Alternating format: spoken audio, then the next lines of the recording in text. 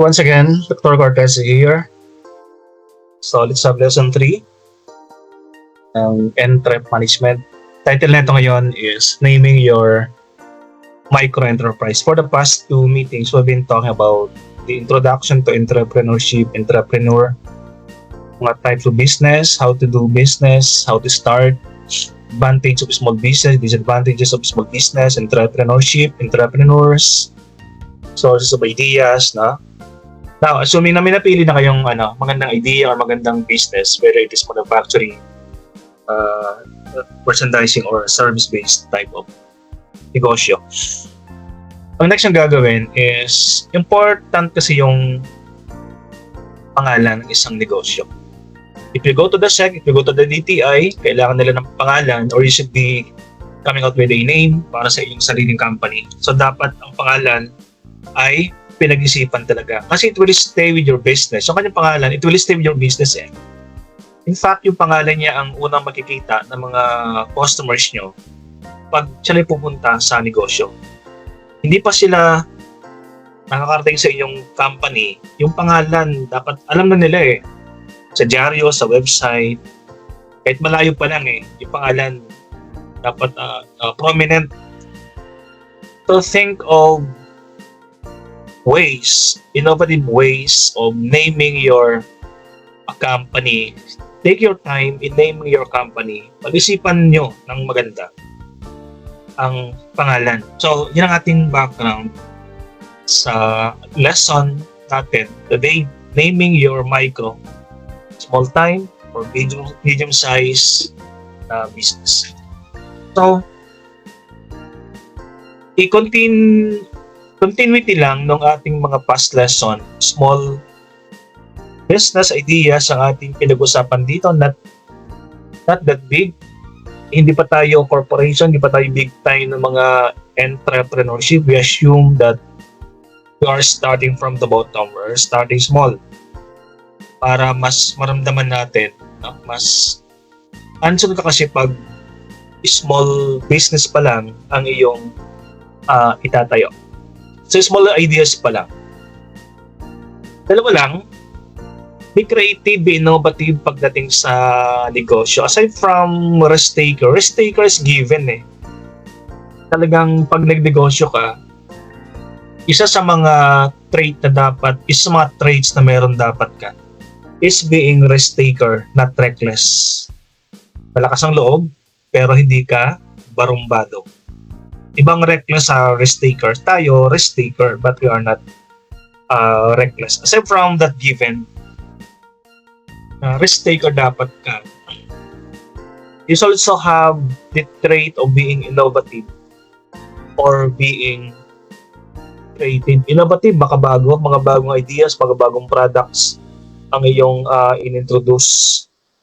At malikhain ka rin when it comes to marketing, when it comes to production. So, pagsamahin natin creativity and innovative. Ang innovative kasi talagang bago yung product na iyong gagawin. Ang creativity, yung product nandiyan na, kunwari nandiyan yung product, pero you will have different ways of coming out or promoting, for example, yung product or service na yan.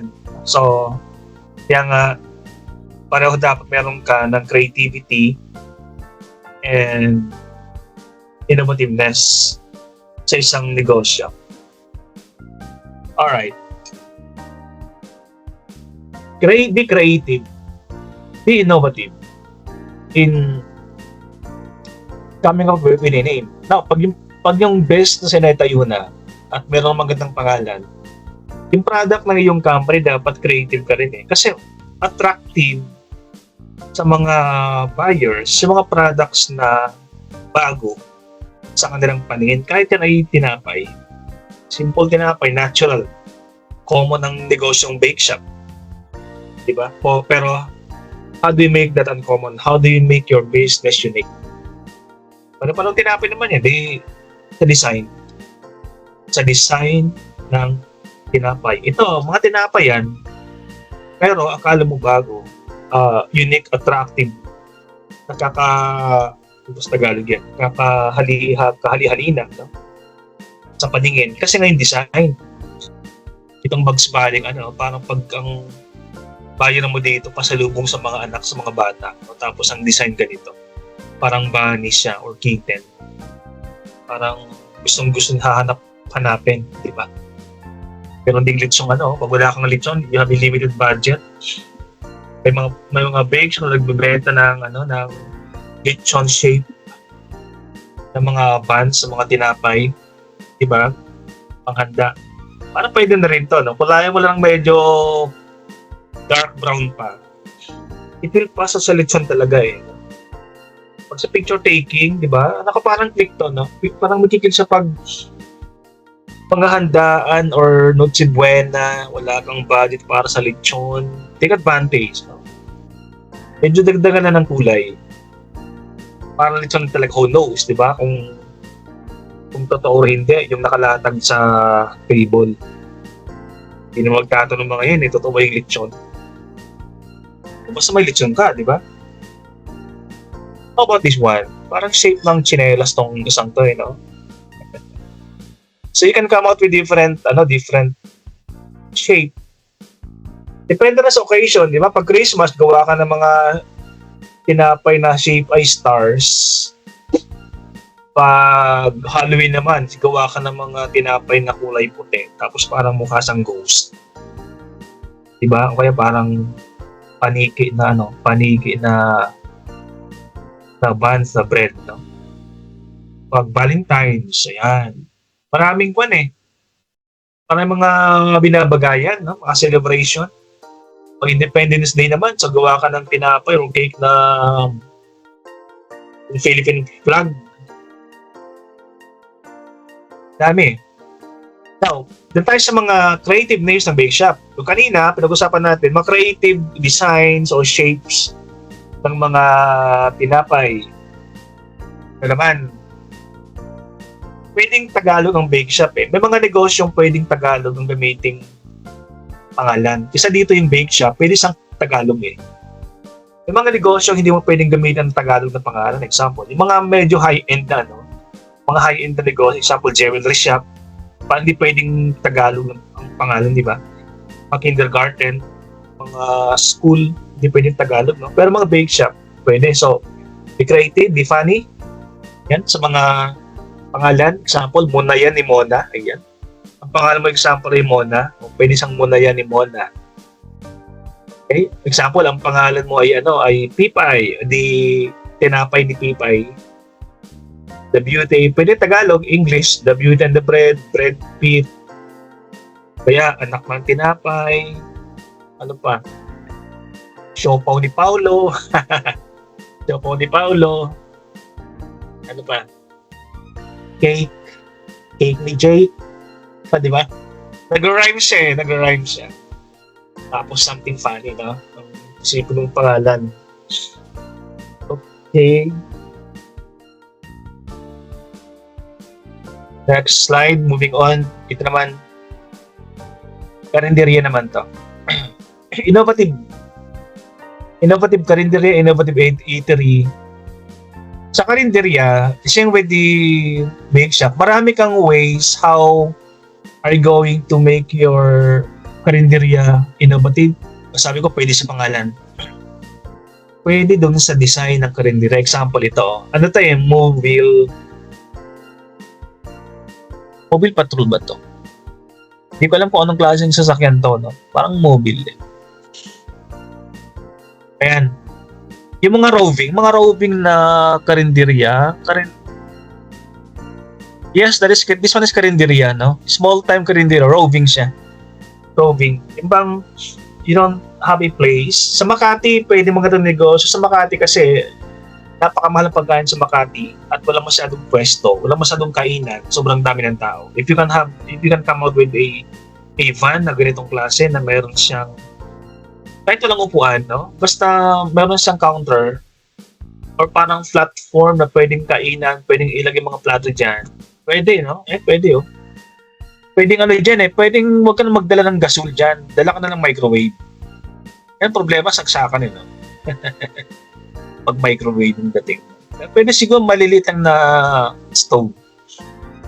Para pang-init lang, no? Pang-init lang. Kasi I know, ano na yung mga yun eh, prepared na yung mga meal na dyan eh. Parang iinitin na lang. Yung pag-serve, iinitin na lang nila. No? So, pagkatapos ng lunch hour, dialis ka na naman dyan sa pwesto. Be innovative in the decorations, in the names of the food, names of the menu. Be innovative on the design of the interior, the chairs, tables, the walls. Be innovative dun sa pangalan ng toilet. Ayan. Toilet to eh. No? Yung mga tao pupunta sa negosyo mo, but for the food, gusto na magpa-picture lang sana sa mga toilet na napakaganda. Diba? Sometimes you want to be associated sa mga funny things na pang-post sa social media. Siyempre ito ay panlalaki. Itong little shoes panlalaki. So ito yung toilet ng lalaki. Ito yung heels naman, siyempre toilet ng mga babae. Okay, ito naman, itong bla bla bla bla bla bla, toilet ng babae. Yung isang bla, lalaki, kasi mas madaldal daw yung babae. Yung bla bla bla, no? Anyway, so diba, you can come out with innovative concept not only for the food, not only for the names, but on the signage ng iyong company. Business. Innovative, creative karinderya names. Yung kanina, mga pangalan ng mga fast bake shop. Ito naman, pwede rin Tagalog sa mga pangmasa na karinderya. Canteen. Diba? Kentucky Fried Chicken. How about this one? Mang Inasar. Manok ng ina mo. Kung manok ng ina mo, diba? Tapos, pagtayo ka ng pangalawang branch, manok ng ina mo rin. O kaya, nagdagdag ang pangatlo, manok pa ng ina kayo dyan. So, creative, no? Creative, funny, pero pang hatak kasi siya, nakakainggan yung pasukin, no? Mga ganitong mga innovative na mga pangalan. Ito naman, small business, we are consistent, small business ang ating pinapasok muna. Innovative fishbowl business. Ito baka iba dito ngayon na nakita, no? May ibang ba innovative sa food cart, sa cart ng iyong fishbowl. Pwede siyang fishbowl. Now, ito naman, ibang design naman. Kasi common na ibang cart na itong sa ibaba, itong sa ilalim. Bagong design ng mga push cart na pwedeng gamitin. Diba? Ito fishbowl, iba-ibang kulay, oh. Pag nakita mo ito, akala mo donut, no? So, pwede palang ganito ang gawin. Be innovative on the design ng products mo. Although, investment. For investment, siyempre, mag ganito, mga design. Pero, pwede mo bawiin investment through pricing, di ba? Kasi bibili ng mga yan, kahit mahal yan, kasi bago. Ang pangit lang, yung same product, tapos ang price mo nagtaas ka, hindi masyadong kakagatin. Pero pag kahit kunting innovation lang ang iyong i-inject sa product at nagtaas ka ng presyo, tolerable eh. Right? Bibilhin lang yan. Be innovative sa variety. Ito, parang ang sarap nito, no? Parang pag nagbenta ka ng fishbowl, iba-ibang shape. Parang pag nilagay sa bowl, gandang tingnan, no? Gandang siyang kainin. Pag nagpa-takeaway ka naman ng fishbowl, so invest on the packaging. Yung packaging dapat ay pangalan mo, no? Para marketing din yan, eh. Okay, so yung kanilang innovations, very obvious yun, no? Kahit pala kahit pala fishbowl business lang ang iyong ginagawa, meron kang market, you can be innovative pala. Creative fishbowl names. Hit my balls. Wow. Fishbowl with you. Hit my balls. Pwede mong dagdagan no? Pwede mong dagdagan ng mga pangalan yan eh. Depende dun sa product, ano ba? Pwede nating fish be with you, o pwede no? Fish be with you. Ito, fishbowl with you eh. O fish be with you. Ano pa?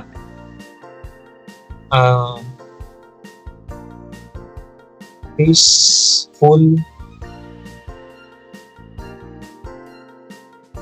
may isip Basketball. Anyway.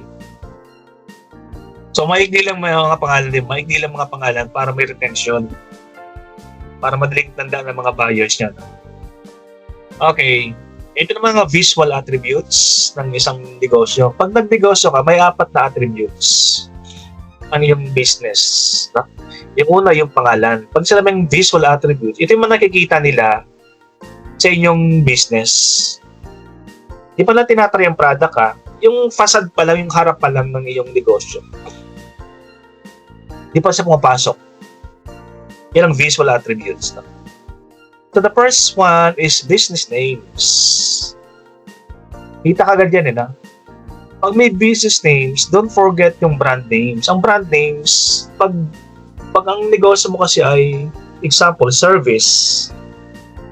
So meron kang pangalan, example, kainan ni Ina, yan. Una yan ni Mona, yan ang business name. Ngayon, pag may product naman na ginagamit ay brand names. Mas makakilala na ng mga negosyo. Example, Jollibee si brand name. Pag may brand name, may logo. Ang logo, yan yung design. Example si Jollibee, no? Yung brand name Jollibee, pero ang logo yung bubuyog. Okay? Sa Goldilocks, ang brand name yung Goldilocks. Pero ang logo, itong babae, itong picture ng girl na to. Yan ang logo. Yung pang-apat na attribute, slogan. It's important na mayroon mga slogan sa inyong mga negosyo. Kasi ang slogan, guys, nagpapahatak naghahatak ng customers ang slogan Mas successful daw ang negosyo pag mayroong slogan kaysa wala. Kasi pag may slogan, parang may personal attachment yung negosyo dun sa customer. Example, pag yan ay Kentucky Fried Chicken. Ibang dating pag may slogan na finger licking good. Ang slogan, nakikiusap, kumakausap sa yung slogan. Mas personalized ang slogan kaysa pangalan. So don't forget to have a slogan sa iyong business. Mas personal touch ang slogan no? Kaysa pangalan. So yung 4 na yan ang tinatawag nating visual attributes na kailangan natin sa mga negosyo natin. Okay. Visual presentation. Pag business name ang iyong ginawa, meron tayong tinatandaan ng mga presentation, we should recall these things if you're coming out with a business names. Ang una, use of the name of the owner or founder. Magandang ilagay yung pangalan mo doon sa pangalan ng iyong negosyo para mas personal ang touch. Okay, example ito, di ba kay Jericho Rosales ang Kuya J? Kuya J Resto. Mas attach yung owner sa inyo pag yung kanyang pangalan ay kasama doon sa pangalan ng kanyang business. Mang Pepe's Karinderya, Venice Balloon Art, di ba? Bareta ni Rita.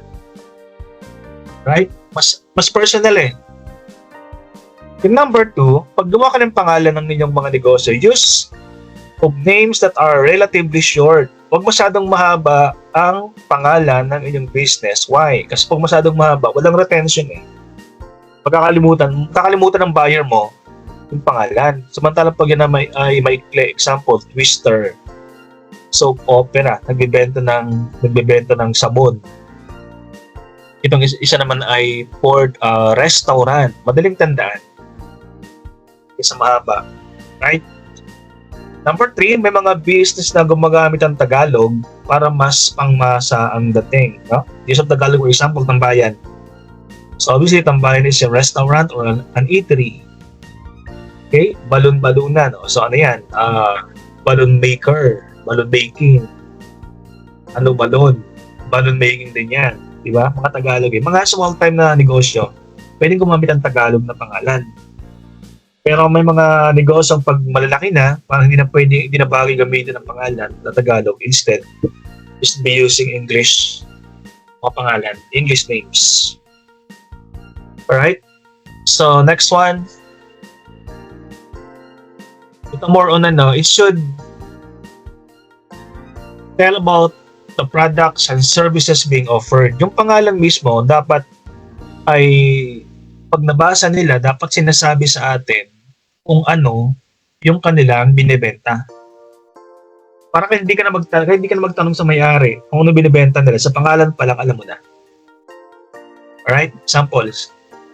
Summa Cum Laundry. Sa anong business? Laundry shop. Fish Be With You. Anong business? They are selling fish, seafoods. Balloon Mansion. Anong binibenta? O they're into balloon making or selling balloons. Number 5, the name should be creative, catchy, and funny. Nakakatuwa. Example, Mami Pacquiao. Mamihan. Magbenta ng Mami Pacquiao. Right? Baseball. Bibenta ng baseball. Ito ang magbabalon. So, nagbibenta ng balloons. Number 5, it should be easily searched in social media. Kasi ang labanan ng social media, di ba? You should have an online presence at meron kang website. So, dapat madaling i-type yung pangalan nyo. Adobo Photoshop, ang logo, boom, boom, boom, balloon. So, mga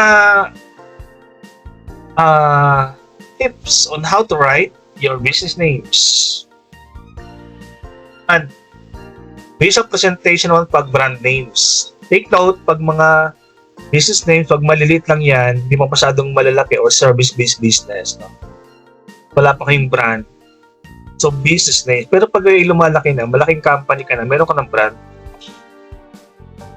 So ito, we're going to show to you guys yung visual presentation ng brand names.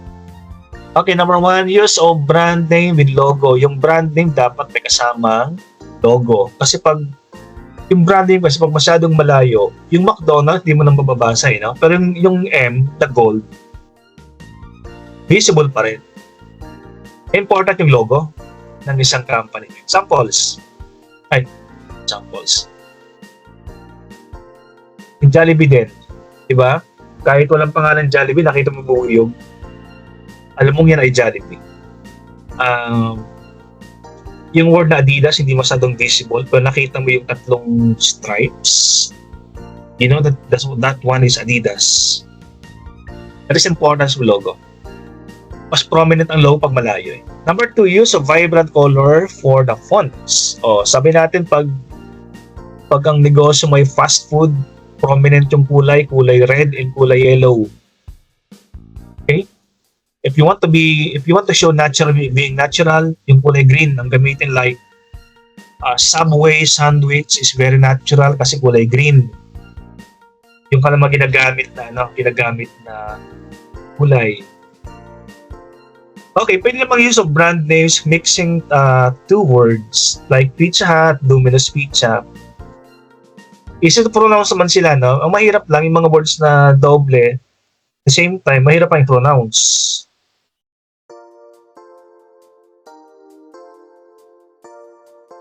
Okay, number 4, the brand name should be easy to pronounce.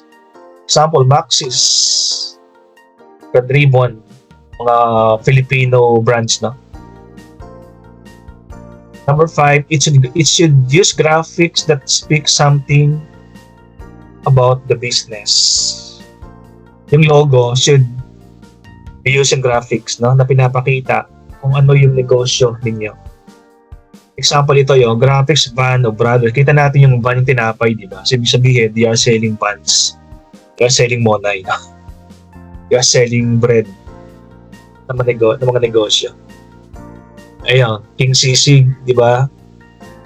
Pag nakita mo yung crown, ibig sabihin hari. So, hari ng sisig yan. Maybe they are the leader in the sisig industry. The sisig business, di ba? Hari Kita mo yung corona. Number 6, it should be easy to read but distinctive enough, madaling basahin. Like Binalot Sarap and Sachs Burger. Madaling pronounce. Okay, so ito naman ay sa visual presentation naman ng logo. Use of logo, may mga logo na fonts lang ang kanilang ginagamit, like balloon, say logo, no? Walang ibang design na picture, pero yung mga letters ang kanilang ginagamit, like Subway. Puro letters lang, kanilang logo, puro letters lang, balloon, Dairy Queen. Pwede rin gumamit ng logo with vivid imagery. Yung bang pag nakita mo siya, tatatak sa isip mo eh. Iisipin mo anong ibig sabihin ng logo na yun. Like the logo of Starbucks. Ano kaya ang ibig sabihin ng logo niya, di ba? May hidden meaning, di ba? Yung Starbucks. I know the word Starbucks came from a novel, Moby Dick. Yung logo naman, do you know what is this one? Hulaan nyo nga, anong logo to? Yes, tama. That is Wendy's. That is Wendy's hamburger. Can you see the word ma'am? Dito sa collar ng babae, merong letter M, letter O, letter M. So ma'am, that is ma'am. Okay, gamit mga logo, mga bright colors din. Okay, the logo should iconic, ideal, like the logo of McDonald's, the logo of Bumblebee.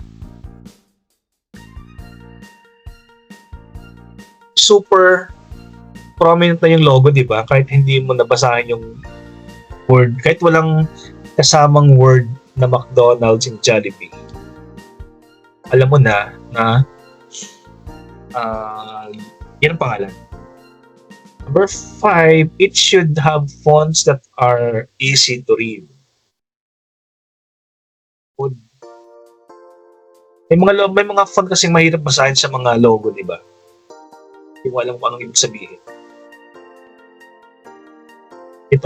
Itong tama. Easy to read. I know. This one, food is easy to read. Food, basang-basa mo, di ba? Ito yung mali. Ito yung dapat nating i-avoid na logo. Hindi mo alam you can't read yung logo, di ba? This one is correct. This one is wrong. Number 6, it should have harmony in color. No?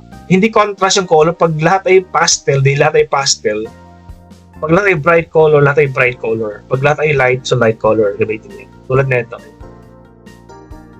Yan mga colors na mayroong harmony. Pag puro bright colors, so puro bright. Ito mga light colors, no? Mga light colors. So magkaiba. Ito natin pinaghahalo yung mga colors ng mga logo natin. That is correct.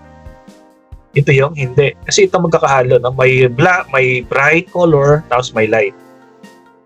So walang harmony itong may X.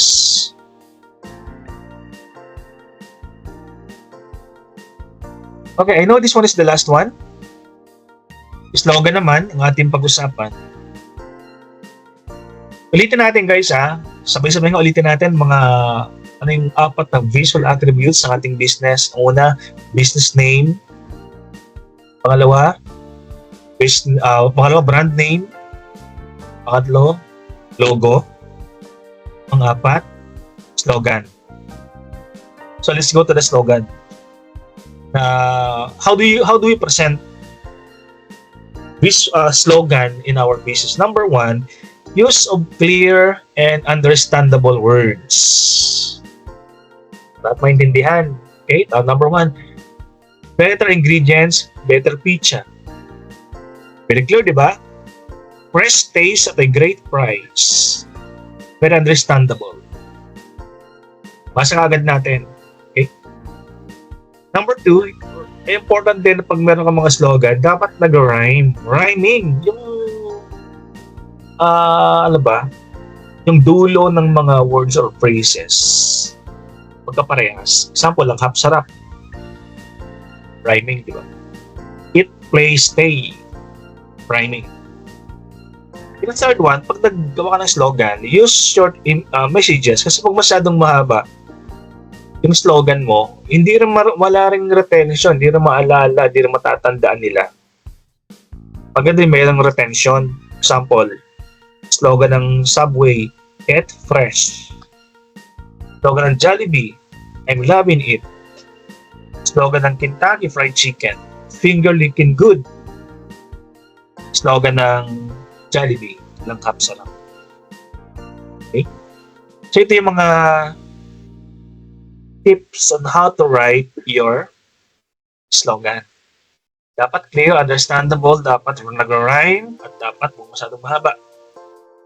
Dapat ay short messages lang.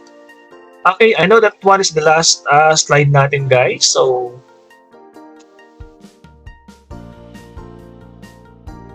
meron pa. Ano ba ito? Ito pa pala. Additional slogan. It should be easy to understand and remember. Example, quality is our recipe. Good food mood, madaling tandaan. Number 2, it should have words that give positive feelings daw. Mga words na ginagamit natin. Example, Subway, "Eat fresh." Di ba? Pag narinig natin yung "eat fresh," yung word na fresh, that is positive. Pag kumain ka na ng Subway sandwich, fresh, natural. Example, Fridays, "I'm here, it's always Friday." Then the third one, your slogan should be appropriate to all age levels. May mga slogan kasi na obscene, medyo bastos yung dating, diba? So we should be avoiding those. Example, itong slogan na to, okay, kasi kahit anong edad, you can relate. Pamansang litsong manok, kahit matanda, bata. Pag nabasa yan, okay lang yung slogan. For age level yung slogan nila eh. May mga slogan kasi medyo bastos ang dating. Example ito, "Nakatingin ka na ba ng 15 anyos?" Although ang message dito eh yung alak. Kasi ang alak, di ba, pag mas matagal, mas masarap yung alak. Pag mas matagal yung taon ng alak, example, pag 15 years ang alak, mas masarap. E ginamitan ng slogan na may double meaning. Okay lang sa mga lasenggero. Okay yan sa mga umiinom. Alam nila, pero pag mga bata, mga dalaga, di ba, may sexual connotation yung yung slogan na yan. And actually, itong slogan ay pinatanggal yan, no? Pinan yung slogan na yan. They withdraw that slogan, so bawal na sa gamitin. Right? So, ito, no? Tama yung nasa kaliwa at mali yung sa kanan. So, yun ang ating last slide for this lesson, and hoping that you have learned something on how to come out with slogan, names, brand names, and logo. And for our next video presentation, hoping that you can still watch my future presentation. And with that, guys, I would like to thank you for dropping by.